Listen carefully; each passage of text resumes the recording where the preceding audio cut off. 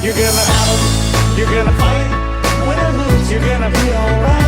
Regardless of the scoreboard, you can do anything that you work for.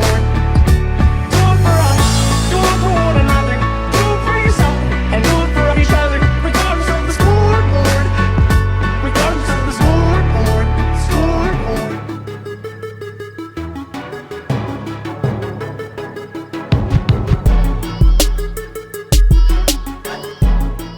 Bonjour à tous, bienvenue sur Only a Giant Podcast numéro 91, le premier podcast de victoire de l'année. Moi c'est Plaque, je suis avec Thiergo qui vient de se réveiller, il a son café à la main. Comment vas-tu Thiergo ?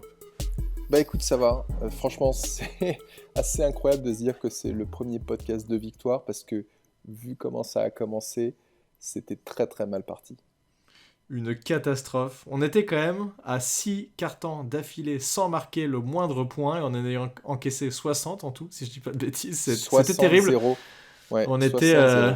les Américains disent Dark Places. C'était, moi, la Dark Places, c'était mon lit, puisque je suis allé me coucher. J'en pouvais plus, je te jure. Avant, j'ai dit c'est soit ça, soit je casse ma télé. Donc, je vais aller me coucher. Mais avant cela, deux informations. Vous le saviez, nous l'avions annoncé. Dès qu'une victoire arriverait, eh bien, on lancerait la commande de t-shirt. Eh bien, c'est parti. Vous pouvez aller sur le blog Only a Giant Blog et passer votre commande de t-shirt en faisant votre. Vous remplissez quelques cases et on vous envoie une demande de virement. Donc 22€ le t-shirt Giant France en faisant une commande groupée. Ça prendra un tout petit peu de temps de vous le livrer, mais ça devrait se faire sans trop de problèmes. Et deuxième point, n'oubliez pas, possibilité de soutenir le podcast via le Patreon, patreon.com/onlyagiantpodcast, c'est ça Thiergo, je me trompe pas ? Ouais, tout à fait ça. Ouais, exactement. Et donc avec possibilité soit de faire un virement et puis enfin une donation et puis d'arrêter votre abonnement pour le faire de manière ponctuelle, soit de vous abonner sur du plus long terme si besoin. On finit par vous dire que vous pouvez évidemment lâcher des étoiles, des coms. J'ai vu qu'ils mettaient c'était la fin des Skyblogs. C'est terrible ça. Je suis très triste. Je sais pas si tu avais un Skyblog toi à l'époque. Ouais, ils les arrêtent. Oui. Ils arrêtent les serveurs Skyblog. Si tu veux les récupérer, c'est maintenant. Ou lâchez vos coms. C'était les trucs que les mecs mettaient à chaque fois sur les Skyblogs. Tu te rends compte que ça a 20 ans ce truc ? C'est la fin d'une ère. On s'est marré à aller revoir des vieux Skyblogs, de vieux trucs qu'on avait à l'époque avec des potes. C'était assez rigolo. Bref. On va pouvoir commencer ce podcast. Je te laisse entamer, dire ce que tu as envie de dire, comment tu as envie de présenter la chose, des hauts et des bas. Voilà. Moi, franchement, j'ai rien à dire, j'ai été me coucher comme un faible. Donc, normalement, je suis même pas censé pouvoir donner mon avis.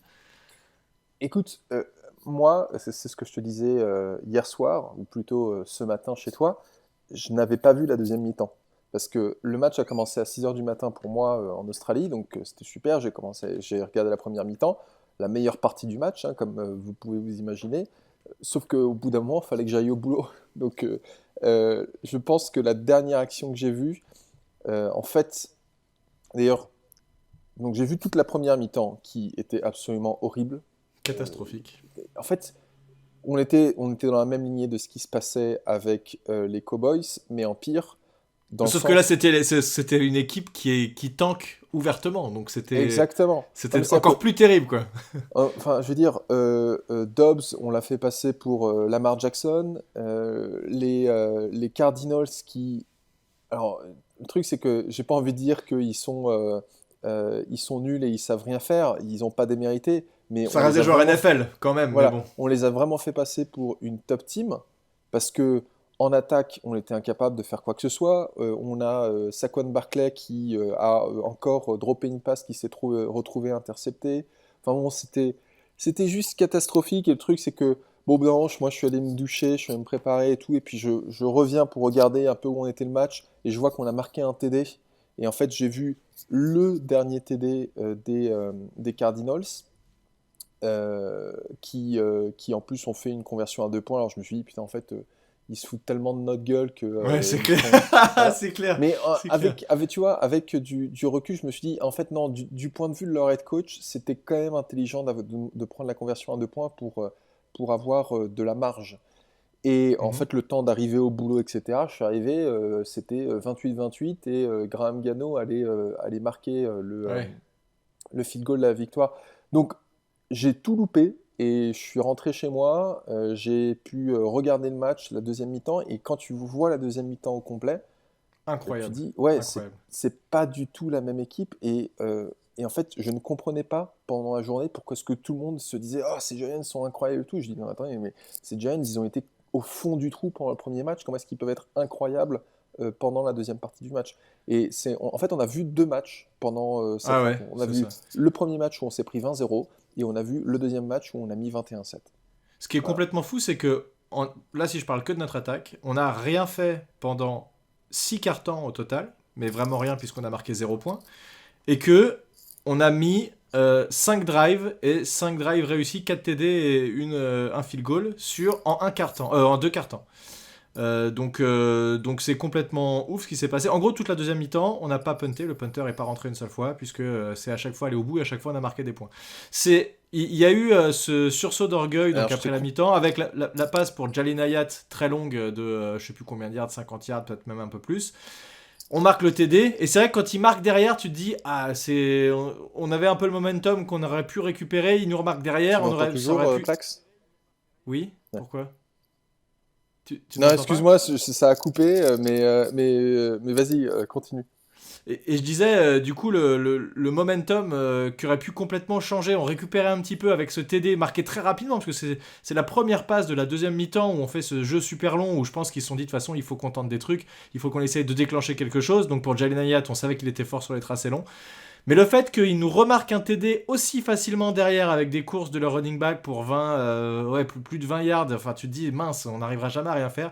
Et finalement, la défense s'est réveillée, bien aidée par leur attaque qui, c'est vrai, a fait beaucoup de fautes. Et donc voilà, on reparlera de la défense qui, moi, je pense, reste problématique. Mais c'est complètement fou d'arriver à remonter ça. Alors je pense que ce genre de stats, tu les as mieux que moi. C'est le plus gros comeback de l'histoire de la franchise des Giants. C'est pas le plus gros comeback de l'histoire de la NFL, mais pour la franchise Giants, c'est le plus gros comeback. Oui, c'est ça. Alors, c'est marrant parce que à chaque fois sur Twitter, tu trouves différentes statistiques sur des périodes différentes. En fait, c'est absolument le plus gros comeback de l'histoire des Giants pendant l'ère du Super Bowl, donc depuis Mhm. les années 60. Mhm. Euh, mais on a déjà fait des comebacks aussi gros dans les années 40. C'est-à-dire qu'on a fait des comebacks de 21 points dans les années 40. Je crois qu'il y en Mhm. a eu un en 1949 il y en a eu un autre. Mais oui, on n'avait pas fait ça. Alors tu vois, je suis en train de regarder New York Giants Biggest Comeback. Enfin, Pro Football Reference, c'est vraiment une mine d'or. Mhm. T'en as eu un contre les Chicago Cardinals, qui sont les Bears aujourd'hui, Ouais. et non pas, si je ne dis pas de bêtises, ouais, c'est ça, c'était l'ancien nom des Bears. Et donc ça, c'était en 1949. Et en 1945, on a eu un comeback de 21 points contre les Eagles. Ouais, bon. Voilà. Enfin, Et ça si remonte tu... il y a tellement longtemps, t'imagines. Ah, 45. et attends. Si tu veux trouver le comeback, le plus gros comeback depuis l'ère moderne, hein, veut dire depuis les années 2000, et ben Ouais, ouais. c'est le comeback contre les Tampa Bay Buccaneers en 2019 avec Daniel Jones. C'était bien. Non, sérieux? Bah Ah ouais, bah en 2019, c'est le premier match de Daniel Jones titulaire. Et ça exactement. devait être le troisième ou quatrième match de la saison. Eli Oui, Manning était assez catastrophique à ce moment-là et les coachs s'étaient dit vas-y, faut faire quelque chose. Et on avait été dominé. On aurait pu tout à fait perdre d'ailleurs, parce que je crois qu'il y a un field goal raté à la fin du match. Bref. ouais. Ok, complètement ouf. Bah d'accord. Et donc d'ailleurs, bah tu parles de Daniel Jones.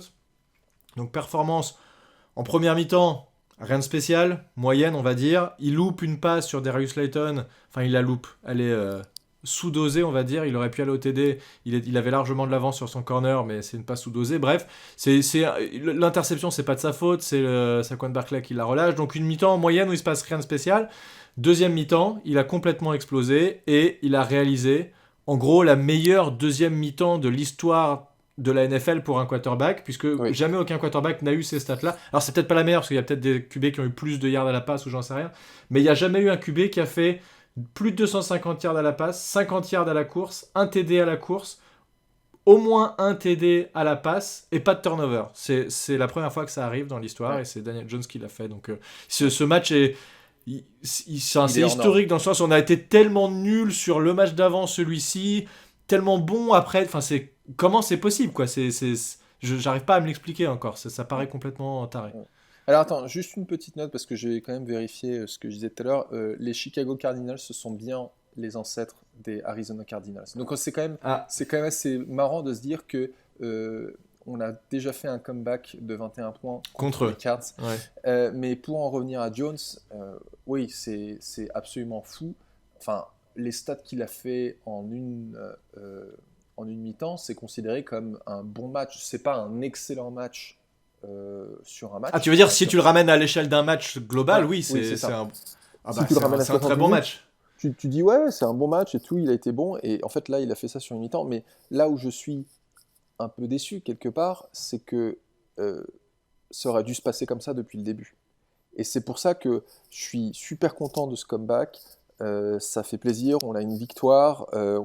Fallait pas qu'on le perde ce match. On l'a dit toute la saison, toute l'intersaison qu'il fallait pas qu'on le perde, mais on n'aurait pas dû le gagner 31-28. On aurait dû le gagner 31-7, au mieux. Enfin, tu vois, quelque chose comme ça, quoi. Hmm. Mais Ouais. et c'est pour ça qu'en fait, je ne comprends pas ce qui s'est passé avec cette équipe, parce que quand ils reviennent à la mi-temps, et tu l'as dit, hein, premier play, 58 yards à Jalen Elliott, et en trois plays, on a marqué un TD contre les Cardinals. Et là, tu dis, mais enfin, qu'est-ce qui s'est passé, quoi? Ouais. Euh, Bah, alors, je sais pas si... on n'avait pas fait de jeu long comme ça déjà sur le premier match parce que Jones était tellement mis sous pression que c'était pas possible. Sur ce match-là, je pense c'était pas dans le plan de jeu de faire des gros jeux longs comme ça. En deuxième mi-temps, ils ont complètement changé le plan de jeu et c'est passé sur beaucoup de passes longues. Et ça Ah a ouais. très bien marché. Ah oui, oui, non, il fallait être agressif. Alors, je sais pas justement si tu veux qu'on rentre dans les détails maintenant, ou si tu veux, il Bah, faut qu'on fasse une moi, il y revue a une question que attaque. je veux te... Bah, si, Vas-y. on va peut-être faire ça, on va rentrer en détail un peu de l'attaque, justement, bah, pour entamer et parler un peu plus en détail de cette attaque. Il y a eu des discussions, et Brian Daboll a dit non, je n'ai pas appelé les jeux en deuxième mi-temps. Moi, j'ai l'impression que quand on voit ces images où il a sa feuille plastifiée avec les jeux dessus, qu'il met devant sa bouche, on a l'impression que c'est lui qui appelle les jeux. Je sais pas si tu as vu les images, qu'est-ce que tu en as pensé? Toi, lui dit non, c'est pas moi, c'est Kafka. Je pense qu'il dit ça pour défendre son coordinateur offensif, mais j'ai comme l'impression qu'à un moment donné, il a dit bon, ça suffit les conneries, c'est moi qui appelle les jeux et on va tout changer et ça a plutôt bien fonctionné. C'est mon avis, je sais pas ce que tu en penses. Ouais, non, je te rejoins assez de ce côté-là. Et c'est aussi pour le coup ce qui m'étonne beaucoup, c'est Kafka qui a été irréprochable pendant sa première saison, nous a appelé un match, une première mi-temps qui était absolument minable. Donc ça ne m'étonnerait pas du tout que Debol ait dit je reprends les rênes, parce que là ça va plus. Euh, Mhm.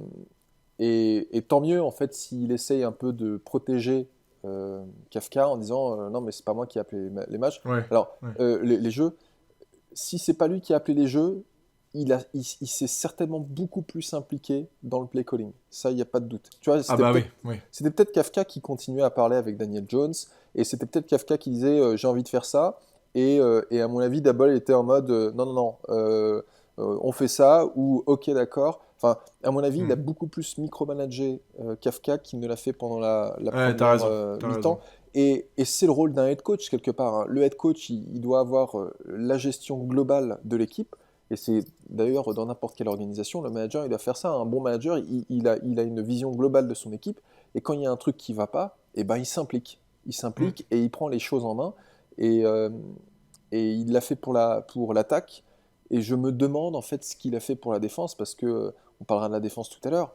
Mais en effet, la défense, elle a mis trois quarts temps à se réveiller, quoi. Mhm. C'était quand même assez catastrophique. Contre une attaque qui est quand même assez faiblarde, il faut le dire. Mais Un des ils gros... l'ont dit d'ailleurs hein, pendant le match, ça faisait que 25 jours que Joshua Dobbs était Mais dans oui, l'équipe.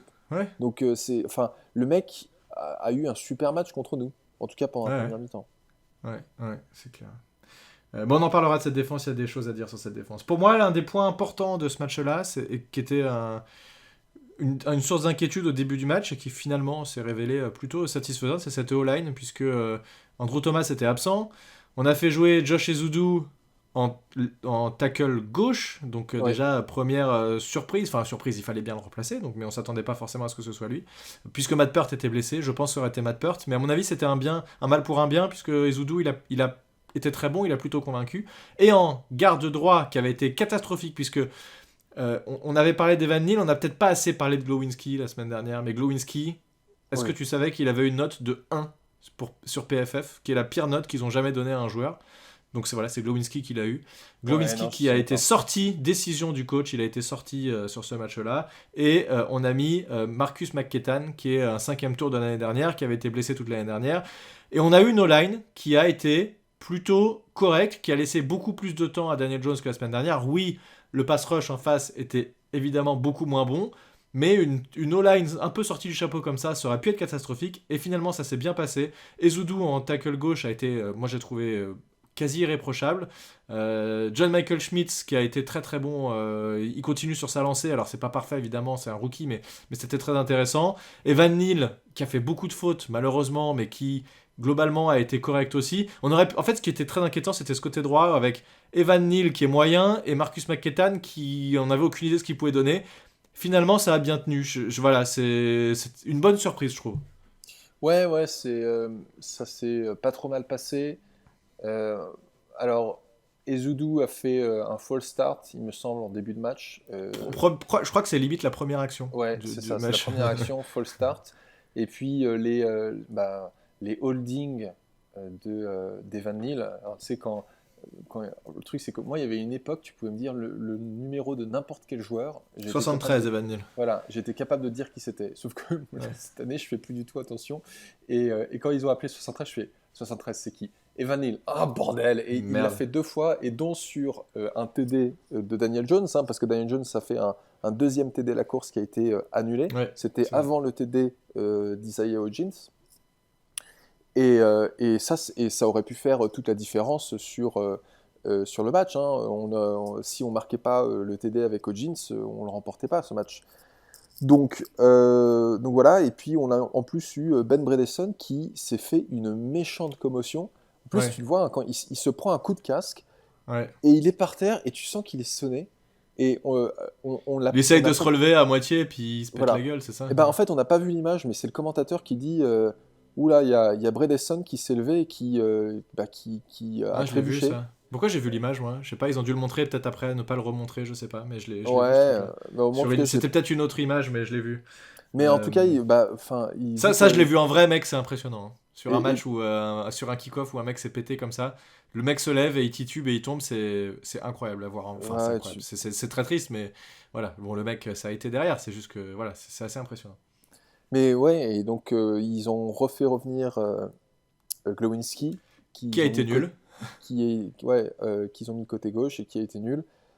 C'est Glowinski, on dirait qu'il en a rien à foutre en fait, c'est très bizarre. Le mec, il s'est fait sortir et t'as l'impression que il a la chance de rejouer et il se sort pas les doigts. J'ai pas compris, c'est bizarre Glowinski là, en ce moment.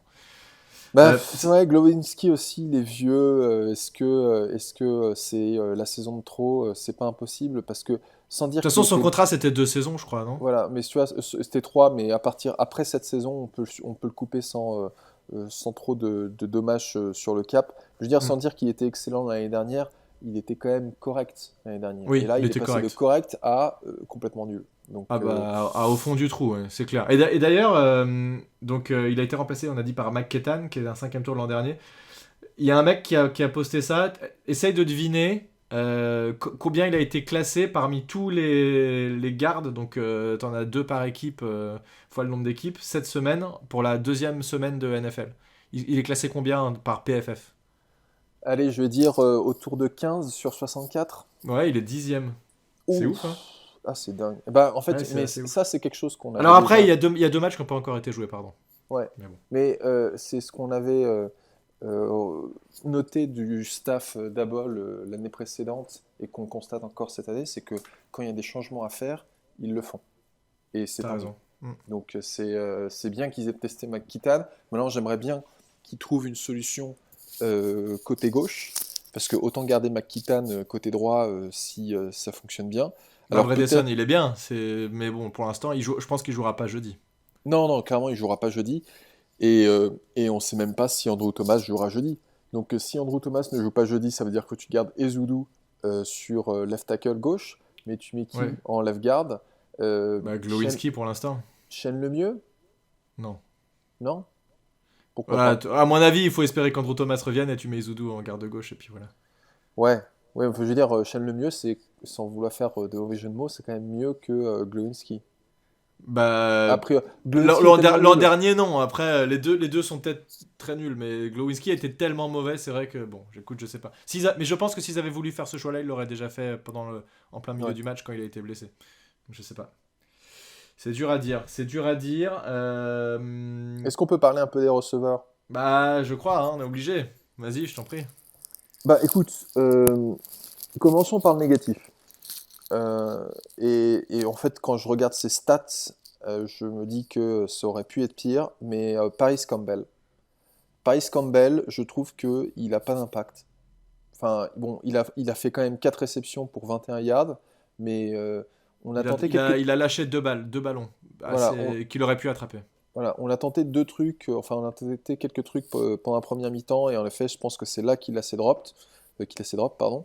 Mais enfin, on attendait beaucoup de choses de ce gars-là, et pour le moment, on ne voit rien. Alors, on va lui donner encore quelques matchs pour prouver sa valeur. Mais je trouve que de toute notre escouade, c'est celui qui apporte le moins de choses. Alors que si tu regardes bah, justement ceux qu'on connaît déjà, Darius Slayton, Isaiah Hodgins, bon, bah, c'est pas nos plus gros receveurs, mais ils continuent à contribuer correctement. Darren Waller s'est vraiment révélé après une première mi-temps où en fait il se passait pas grand-chose, mais ça c'était le cas de tout le monde. Mais Waller en fait c'était une first down machine. Et puis Jalin Hayat, clairement faut qu'on l'ait plus souvent sur le terrain parce que enfin, deux réceptions enfin, sur 2 passes lancées, Mm. 89 yards, dont une passe de 58 yards. Donc ça veut C'est dire ouf. que la deuxième passe, si mes calculs sont bons, c'est 31 yards. 30 Ouais, et c'est ça. quelques, ouais. Ouais, Ouais. 31 yards. Donc big play et encore on n'a pas encore commencé les passes courtes avec des tracés un peu compliqués. Il y a juste Sterling Shepard qu'on a vu que sur une passe. Je sais pas pourquoi est-ce qu'on l'utilise pas plus souvent. Mais Bah bon, en tout cas, parce que des receveurs, tu peux pas en mettre 27 en même temps sur le terrain. oui, mais en fait tu Déjà. vois, tu fais 6 passes à Paris Campbell, mais t'en fais qu'une à Sterling Shepard. Je préférais largement voir un Sterling Shepard que Paris Campbell sur le terrain. Ouais, alors pour la défense de Paris Campbell, moi je pense que c'est la manière dont il est utilisé actuellement. C'est beaucoup de passes courtes, on essaye de trouver des jeux latéraux rapides, etc. Et ça n'a pas très bien marché parce qu'il était bien marqué, bien suivi. Je pense qu'on est en train de chercher un peu comment l'utiliser. Il y a eu des jeux où il aurait pu faire un first down en fin de première mi-temps. Bon, c'était pas tellement d'impact, mais il a relâché la balle. Un jeu en screen, il a relâché la balle aussi. La balle n'était pas très bien lancée peut-être, mais bon, voilà. J'ai l'impression que pour l'instant, comme il est utilisé, de toute façon, tu peux pas envoyer tous les receveurs profonds. Il faut qu'il y ait des variantes. Il faut voilà. Non, clairement. Donc on est encore en train de chercher un peu comment optimiser tous les joueurs. Je suis pas spécialement inquiet pour lui pour l'instant. C'est vrai qu'il a moins d'impact que d'autres, mais voilà, je suis pas inquiet. Moi, j'ai bien aimé. Comment il s'appelle Isaiah Hodgins, qui a été intéressant et qui met un TD et qui a encore les mains sûres. Hein. Ça, il le montre encore. C'était sa qualité l'an dernier. Voilà, c'est une valeur sûre. Sa réception pour le TD, elle est pas évidente. Il y a un mec qui passe devant lui, et voilà, il est quand même pas tout seul. Il assure bien la réception. Enfin, je sais pas, j'ai l'impression que c'est un bon receveur, valeur sûre, et continue sur la lancée de ce qu'il avait fait l'an dernier. Oui, oui, clairement, c'est notre possession receiver de C'est ça. l'escouade. Et Bon, Darius Slayton, toujours explosif, qui arrive à sortir des big plays quand il y a besoin, et qui fait des réceptions pas simples non plus hein, sur certains des jeux. D'ailleurs, tu l'as vu, celle qui fait ultra acrobatique, mec. Alors, il sort en touche, et il peut pas mettre les 2 pieds à l'intérieur parce que la balle est lancée trop loin. Mais il fait une réception de malade où il saute, il va la chercher. Enfin, je sais pas si tu te souviens de cette réception. si, Quasiment. si, je vois très bien la réception et bah, ça montre qu'il a la niaque, quoi, qu'il en veut. Mm, mm. Donc, non, en fait, comme je disais, hein, Darius Slayton, Hodgins, Hayat, on a vraiment un trio qui est Ouais. excellent. Et puis, tu ajoutes à ça Darren Waller Bah ouais, qui a l'air d'être déjà la cible préférée de Daniel Jones. clairement. On est. Voilà, c'est ça ce qu'en fait. Et je reviens, je dis toujours la même chose. Je ne comprends pas pourquoi est-ce qu'on n'a pas vu ça plus tôt. Alors, contre les Cowboys, c'est sûr que là, c'était compliqué de faire quoi que ce soit. Mais on aurait dû le voir beaucoup plus tôt dans le match contre les Cardinals. Et heureusement qu'on le voit enfin. Parce que sinon, le reste de la saison aurait été long. Hein. T'imagines, on se serait tapé un autre match à 0 point marqué. Oh non. Comment est-ce que tu Ouais. peux faire là, on est soulagé de se dire que, ok, alors certes, on a galéré contre les Cardinals et on va se prendre une douille contre les Niners, Mais Je pense, au moins, ouais. voilà, mais au moins, on a été capable de produire quelque chose. Donc Ouais, et c'est puis voilà, et moi j'ai peur de quand on va tomber contre des D-line trop fortes avec des pass rushers trop forts. Bon, ça, tu pourras pas lancer des passes de 50 yards comme ça si ta O-line tient pas un minimum, mais c'est toujours le même problème, toujours, toujours, toujours. Donc on verra bien. Peut-être qu'on a trouvé une alchimie dans cette O-line, peut-être qu'on est en train de trouver des joueurs sortis du chapeau qui vont être capables d'être titulaires, je ne sais pas. Il faut continuer à chercher, et c'est ce que font nos coachs, et c'est plutôt très bien.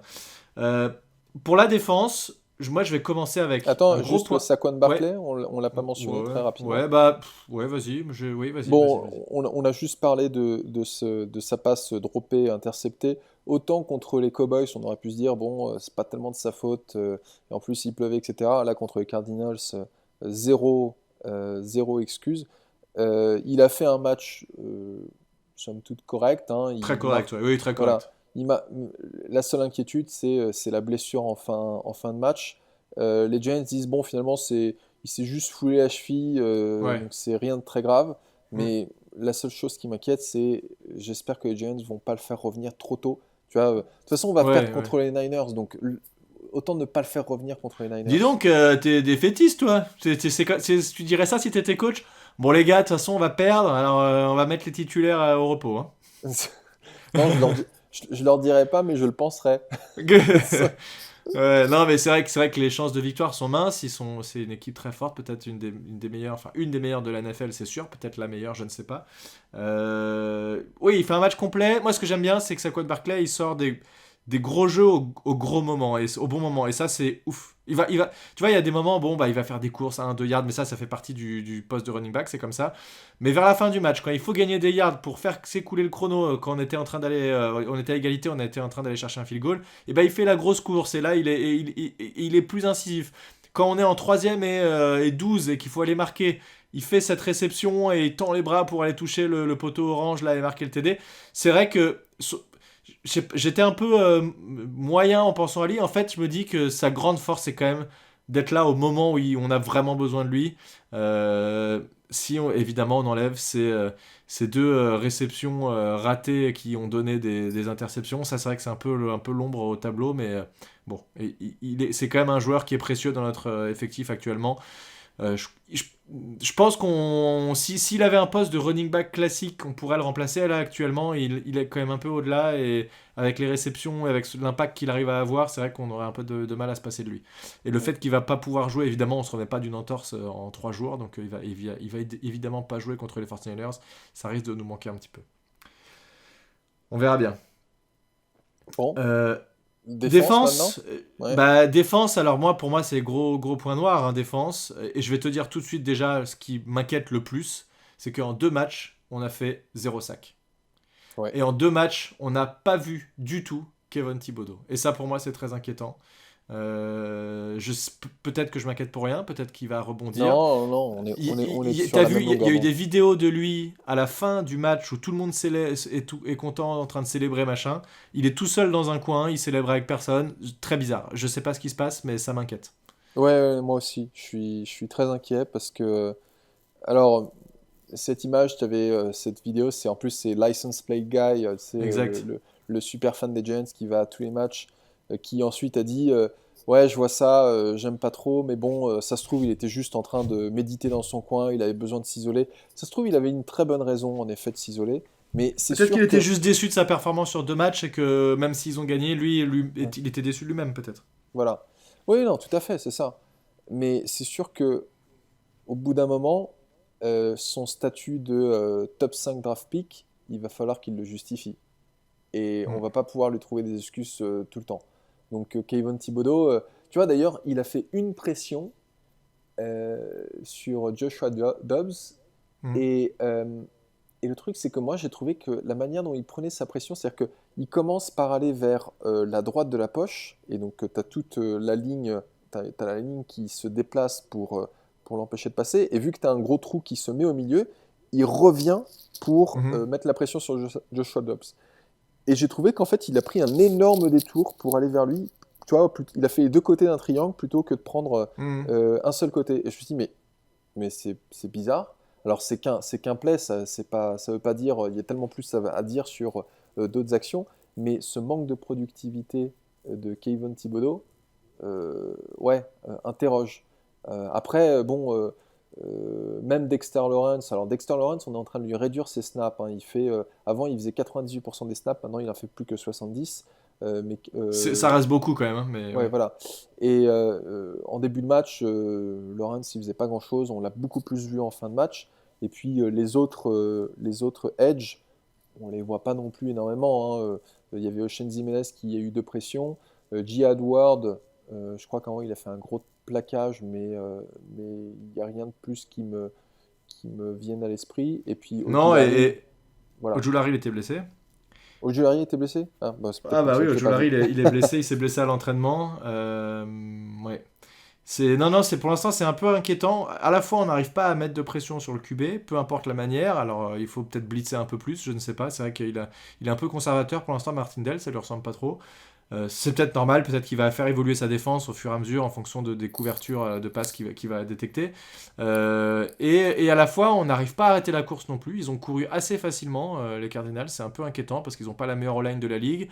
Le running back est assez bon, mais tout seul, il fait. Voilà, c'est pas non plus une ultra star. Donc, bon, voilà, tout ce front seven là qui est pas encore.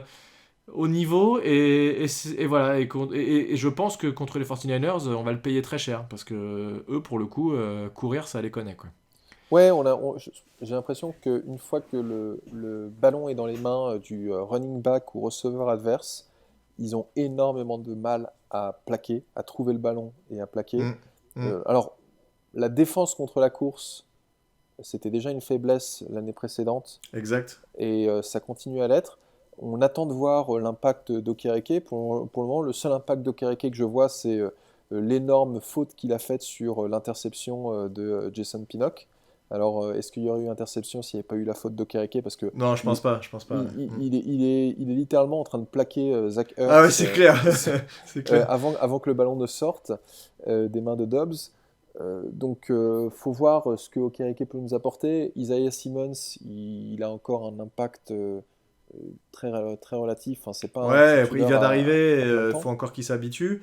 C'est vrai qu'il est pas titulaire à plein temps, c'est un bon joueur de rotation. C'est Mike McFadden pour l'instant qui est titulaire aux côtés de Okereke. Ils sont pas horribles les deux. Franchement, Okereke, il fait des bons plaquages. Je pense que c'est un bon plaqueur, donc il est intéressant. Et c'est dur quand ta défense galère comme ça, de vraiment voir un joueur émerger au-dessus du lot. Alors peut-être celui que je verrais moi au-dessus, c'est Pinnock, t'en parlais. Il fait 3 plaquages pour perte sur ce match. Il est plutôt bien utilisé euh, par Martindale. Mm. Mais 13 derrière plaquages au ça, total. ouais, non, il est en vue, voilà, il se montre bien. Mais globalement, cette défense, elle a peu d'impact, quoi. On la sent fébrile, on n'a pas fait d'interception, on n'a pas... voilà, à part le dernier carton où vraiment on a réussi à les shut down complètement, mais ils ont un peu perdu leurs moyens aussi, les Cardinals, faut dire ce qui est. Et puis ils ont fait beaucoup de fautes, hein, encore une fois. Mm. Moi, je trouve que c'est ce qu'on voit pour l'instant, c'est pas du tout convaincant. Et il va falloir clairement faire mieux que ça parce qu'en 2 matchs, on a pris 40 et 28 points. Donc ça fait beaucoup quand même. Ouais, non, c'est clair. Là, il va falloir se réveiller parce que bah, même si tu regardes plus loin que le match des 49ers, on a un programme qui est chaud, hein, parce que Ah dans bah c'est quelques, clair. Ouais. voilà, dans quelques jours, on a les 49ers. Ensuite, on a les Dolphins, si je dis pas de bêtises. C'est Hein? Seahawks, il y a Seahawks Dolphins, je sais plus dans quel ordre, mais Ouais, c'est ça, c'est 49ers, Dolphins, non, Seahawks, pardon. Et puis après Dolphins, les euh, Seahawks qui viennent de battre les Lions hein, et qui ont eu une attaque toujours intéressante avec des receveurs, vraiment des super receveurs pour le coup chez les Seahawks. voilà. Et on a Et les Dolphins Bills. avec Tyreek Hill et compagnie. Donc, et après Bills, c'est ça? Ouais, on Oh va la chez les vache. Bills. On a les Commanders qui ont tapé les Les Broncos. Broncos? Alors apparemment sur une dernière action un peu, controversée au niveau de la décision Ouais. d'arbitrage. Alors moi, J'ai pas encore si pas vu j'ai le vu match. le défenseur Saint-Just, qui est un Québécois, je crois, qui qui accroche vraiment beaucoup le receveur dans la end zone, ça a été gentil de pas siffler. Moi, ce qui m'inquiète côté Commanders, c'est qu'ils ont beaucoup mis la pression sur le QB adverse. Alors, je connais pas l'état de la O-line des Broncos, je crois que c'est un problème chez eux depuis longtemps, mais voilà, bon, c'est... Bah, les Commanders sont vraiment un front seven qui est productif, hein. On en avait Ouais, bah nous, parlé on aurait avec- dû aussi, normalement, on aurait dû peut-être au même niveau, Ah, et on bien est à sûr. 0 sac, bordel, c'est incroyable ça, quand même. Donc voilà, on a les Commanders, et puis après il y a les Jets qui certes n'ont plus Aaron Rodgers, mais ont quand même un bon effectif. Et donc, Ouais, ils se sont fait balayer quand même par les Cowboys, hein, pour le coup. voilà. Ils ont Donc, pris 30 à 10, hein, je sais plus combien là à l'instant, mais bon, voilà. Eh, là-dedans, très honnêtement, je pense que c'est beaucoup de matchs difficiles, mais on a toujours réussi à. Enfin, l'an dernier, on a réussi à faire des surprises et à être au niveau sur des matchs qu'on n'attendait pas. Donc écoute, espérons que cette deuxième mi-temps nous aura permis d'être un déclencheur un peu et qu'on arrive à faire quelque chose. On va pas non plus arriver à 1-6 ou 1-7, c'est pas possible. Non, je sais pas. Si, c'est possible en vrai, mais bah oui, mais en bon. fait c'est possible, mais de toute façon l'année dernière aussi, hein, on aurait pu commencer à 0-6 plutôt qu'à 6-0, hein. Ça s'est joué à chaque fois. 6-1, 6-1. 6-1, pardon. Ça s'est joué à chaque fois sur un score tellement serré à la fin. Mais c'est là où le coaching rentre en jeu, hein. C'est ce qui fait la différence entre une victoire et une défaite. Le fait d'appeler les bons jeux, de savoir motiver ses joueurs, etc. C'est ce qui fera la différence. Franchement, je m'attends pas à une victoire contre les Niners enfin, dans quelques jours. Mais si on est capable de terminer à moins d'une possession, enfin tu vois, genre à 7 ou 3 points des Niners, je me dirais, ok, Ouais. au Ouais, moins un on est match resté, serré, ce serait cool. au moins on est resté Non, dans mais le match. où on a ressemblé à une équipe NFL, quoi. Tu vois? Ouais, tout à fait. Pas on se prend 40-0. Là, ce serait. Enfin, si on se fait encore balayer, ce serait quand même assez dur à vivre après ces matchs qui sont tellement bizarres. Enfin, juste dernier élément sur la défense aussi. Il y a actuellement trop de receveurs qui se trouvent seuls parce qu'il y a des problèmes d'assignation dans les DB. Alors, intrinsèquement, nos DB rookies sont intéressants. Il y a quelques problèmes côté. Comment il s'appelle le corner qu'on a repassé à l'intérieur. Adoree Jackson.